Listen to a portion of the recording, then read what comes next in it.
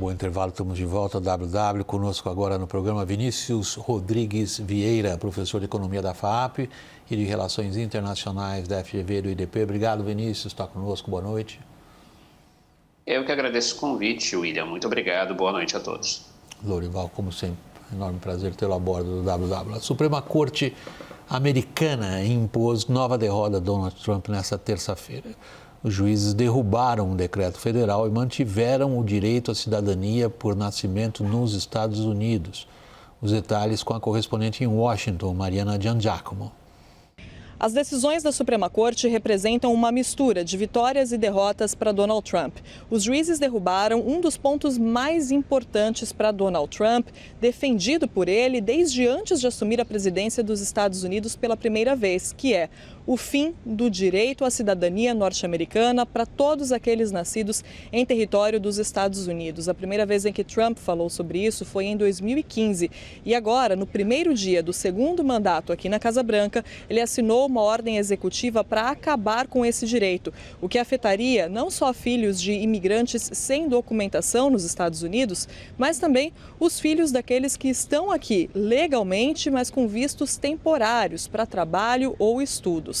A Suprema Corte decidiu que a argumentação de Trump é inconstitucional e que esse direito é sim protegido pela 14ª emenda da Constituição. Donald Trump chamou a atenção e mostrou como esse caso é importante para ele quando, em abril, foi presencialmente à audiência da Suprema Corte que debatia esse tema. Não falou nada, mas ainda assim isso foi visto como um gesto de pressão de Donald Trump sobre os juízes. Ainda assim, 2 dos juízes nomeados pelo próprio Trump votaram contra a ideia do presidente e junto com os liberais, Brett Kavanaugh e Amy Coney Barrett. Por outro lado, a Suprema Corte deu vitória para Trump em um outro caso muito importante para ele também, que é a questão dos atletas trans. A Suprema Corte permitiu que 2 estados, Idaho e West Virginia, mantenham leis que proíbem estudantes trans de jogarem em equipes femininas. Essa decisão, apesar de valer para esses 2 estados, pode servir como precedente para que leis em mais de metade dos estados americanos, dessa forma, entrem em vigor. Antes disso, a Suprema Corte também já tinha determinado que os estados poderiam sim adotar leis proibindo as terapias hormonais para menores de idade e Donald Trump também proibiu pessoas trans de servirem no Exército dos Estados Unidos. De Washington, Mariana Giangiacomo. Vinícius, eu vou separar um pouco os assuntos. Vitória ou não de Trump aqui ou ali, e focar um pouco nessa questão das políticas anti-imigração. Elas têm sido recorrentes na história americana. Para todo mundo que lê a história dos Estados Unidos, constata isso, por exemplo, no final do século XIX, quando é muito grande o fluxo de imigrantes. Isso se repete no final dos anos 20 e 30, em parte por questões econômicas, volta a surgir com muita força. Alguns comentaristas nos Estados Unidos têm dito que sim, que a decisão de hoje da Suprema Corte ela é um marco simbólico muito importante, porém impopular. Ou seja, a postura anti-imigração ela vai além de Trump. Exatamente, William, porque hoje nós vivemos uma era mais nacionalista, seja na questão cultural, comportamental, seja na questão econômica. Então, a gente pega o caso dos Estados Unidos, mesmo latinos que são de primeira, de segunda geração, ou seja, pessoas que migraram ou cujos pais migraram, elas têm ali um amplo apoio a restringir a migração a novas pessoas. Porque é aquela lógica, eu já conquistei aqui o paraíso, entre aspas, né? Já estou aqui vivendo o sonho americano, se mais pessoas entrarem, esse sonho americano ele vai ficar mais difícil para mim. Então, esse tipo de postura, ela é normal nesse atual contexto. Podemos contestá-la aí por razões éticas, mas é esperado que o eleitor dê apoio a isso. Isso vai fazer com que Trump ele possa jogar com essa decisão da Suprema Corte em relação ao seu eleitorado. E é importante dizer, não apenas o eleitorado MAGA, esse é o eleitorado mais óbvio, né? O eleitorado ali que é aquela classe média, baixa, branca, trabalhadora, que perdeu com a globalização. E já havia há muito tempo, desde ali dos anos 90, pesquisas mostram, o imigrante, principalmente o imigrante não branco, não cristão, ou mesmo latinos, aí sejam eles católicos ou evangélicos, como uma ameaça não apenas ao seu posto de trabalho, aos seus postos de trabalho, mas uma ameaça existencial aos Estados Unidos. Aqui me permita citar um artigo de 22 anos atrás do cientista político Samuel Huntington, chamado O Desafio Hispânico. O Huntington já ecoava isso, um professor de Harvard, a universidade aí com a qual o Trump costuma brigar, o Trump aí, ele brigando com as universidades, mas mesmo no nível universitário, em nível universitário, já se discutia isso. O Huntington, ele inclusive foi acusado ali na época de racista, enfim, e de fato ele fazia uma pergunta: se os Estados Unidos fossem formados, em sua maioria, por pessoas de fala hispânica, ele não seria os Estados Unidos, ele seria o México, ele seria, ele faz até uma pergunta retórica no artigo, ele seria o Brasil. Então, nós temos aí, William, muito mais do que o sentimento que ecoa na base trumpista, os nacionalistas brancos, de fato, algo que deve ser feito para coibir a migração, e o Trump vai responder com políticas nesse aspecto ainda mais duras que as que nós estamos vendo via ICE. Vamos entrar então agora no aspecto político, Lorival. Não deixa de ser uma derrota significativa para ele. É algo no que ele se empenhou com muito vigor ao longo da linha do tempo. A gente vai sedimentando, ou seja, pondo uma em cima da outra, as decisões do Supremo que o desagradam. E qual é o balanço? Bem, a gente já tem um padrão, né, das decisões dessa Suprema Corte, da qual dos 9 ministros, 3 foram nomeados pelo Trump, né? E o padrão é que principalmente no que diz respeito ao poder presidencial, ela costuma atender ao Trump, né? Os 6 ministros conservadores costumam atender ao Trump. Ela tem uma visão de um poder presidencial bastante dilatado. E é algo que, num certo sentido, talvez o espírito da Constituição americana, talvez não, com certeza, né? O espírito da Constituição americana vai contra essa visão de que eles chamariam de um presidente imperial, porque é uma Constituição desenhada contra justamente a monarquia britânica.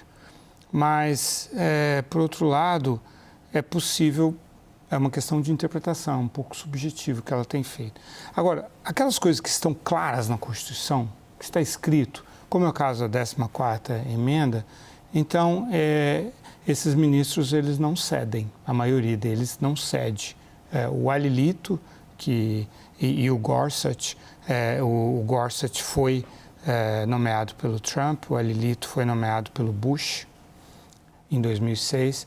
Esses dois, que também são conservadores, votaram contra o voto da maioria, né? E acharam, o Alilito até diz que é perigoso. O Alilito é interessante, porque tem um nome hispânico, né? Que é perigoso essa leitura e tal, do birthright, né? Do direito da cidadania pelo nascimento, né? Mas, principalmente no que diz respeito aos imigrantes, essa Suprema Corte costuma frustrar o Trump, né? Com relação ao poder presidencial, ela ainda ontem ela aceitou a demissão de uma diretora da Comissão Federal do Comércio, mas não aceitou a demissão de uma diretora do Fed, por considerar que ela não teve direito de resposta suficiente e que o processo e que a acusação não foi provada contra ela de fraude na declaração de residências que ela possui. Mas deixou o caminho aberto para uma possível ainda litigação, uma possível apelação mais consubstanciada e até mesmo a demissão de uma diretora do Fed. Então, assim, no poder presidencial, realmente essa corte é bastante condescendente com o Trump. Nós estamos vendo o Trump reagir como alguém de braços amarrados, Vinícius? O Trump, ele sempre tenta, vamos assim dizer, aproveitando a Copa do Mundo, dar um drible na Suprema Corte. Se nós pensarmos no tarifaço, o que o Trump ele fez? Ele recuou, ele aceita a decisão, ele não vai entrar em confronto direto, porque seria um custo político muito alto, principalmente levando-se em conta ali a base republicana no Congresso, que sim, fatura em cima do movimento MAGA, Make America Great Again, mas não é parte essencial desse movimento, então eles são mais comedidos, seriam ali os conservadores de fato, né, que se alinham ali aos ministros da Suprema Corte, como o Lourival falou. Então nós temos aqui todo um processo em que faz com que o Trump ele repense as suas ações, mas ele nunca, é interessante aqui notar, ele não desiste. Então, se a gente aplicar o que nós vimos durante o tarifaço como reação, né, ele aplicando agora novas tarifas, agora em julho será finalmente aí, muito provavelmente anunciado, inclusive contra o Brasil, sempre importante lembrar, aí 25% extra, né, de tarifa em função da seção 301, más práticas comerciais. Então, você tem ali toda uma série de buscas por, vamos dizer, elementos legais que façam com que esse estilo de presidência imperial acabe sendo consolidado. Então é interessante notar, por um lado a Suprema Corte ela faz uma leitura ali estrita do que está na Constituição, mas ao mesmo tempo, ao referendar a lógica da presidência imperial, ela acaba por dar ali combustível para que o Trump busque alternativas jurídicas que até agora, por exemplo, nesse caso aí do tarifaço, elas dificilmente serão contestadas, porque são instrumentos jurídicos claros que dão à presidência da República o poder ali emergencial de impor tarifas. E não tenho dúvidas, obviamente é uma decisão muito recente, Trump vai buscar fazer o mesmo para satisfazer ali a demanda da questão migratória. E muito provavelmente ele vai nessa linha ali de tentar abrir algum flanco para os estados mais conservadores implantarem suas próprias políticas, como a própria Suprema Corte já decidiu no caso antes dos direitos ali relacionados ao aborto, e agora, como a reportagem citou, também ali na questão dos atletas trans, ou seja, ele vai atacar nessas duas fontes, legislação federal, por um lado, quando é possível, como foi no caso das tarifas, e delegar aos estados funções referendadas pela Suprema Corte dentro da lógica do federalismo americano que chancelem esse estilo de política mais conservador de ultradireita. Você vê, a gente está discutindo todas essas questões, boas delas têm a ver com questões ideológicas, em parte tem que ver com a guerra cultural, em parte tem que ver com questões sociológicas importantes. E qual é a manchete que Trump ocupou agora, nos Estados Unidos e fora? Donald Trump fez mais de $1 bilhão desde que ele voltou à presidência. Aí, estou citando aqui, ganhou centenas de milhares de dólares licenciando bíblias, relógios e perfume, enquanto ocupa o cargo. Mais ainda, o conglomerado da família e do presidente ganhou $2 bilhões de dólares desde que voltou à Casa Branca. E isso não é interpretação de adversário político dele. Isso daí é a divulgação de dados referentes a 2025, oficiais, incontestáveis. Eles têm uma extraordinária, sem paralelos, sucesso em abrir novos negócios, em vez de acabar com os negócios que poderiam trazer conflito. Está aí a vitória do Trump. Isso aí chama-se, em bom português, corrupção. Ele levou para aquela viagem à Arábia Saudita, Bahrein, Emirados Árabes Unidos, levou o cunhado dele, levou o genro dele, Jared Kushner, levou 2 filhos, o Donald Trump Jr. E o eu esqueci agora o nome do segundo filho dele, que é quem, inclusive, gerencia a organização Trump, e o Steve Witkoff, que é também parceiro de negócio. Um grande parceiro de negócios, né?